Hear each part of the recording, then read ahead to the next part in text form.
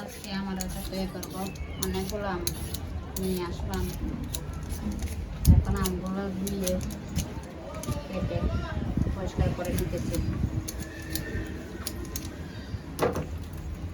আমের আচার তারপর পছন্দ, আর কাঁচা আম খেতে কে কে পছন্দ করেন বলবেন।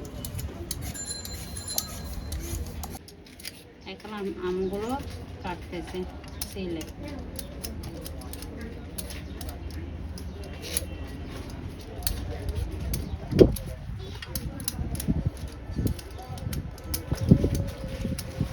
এটা হচ্ছে ছিলকা ছাড়া আমের আচার। আপনারা কে কীরকম করেন জানি না, আমি এরকম করে আচার তৈরি করি,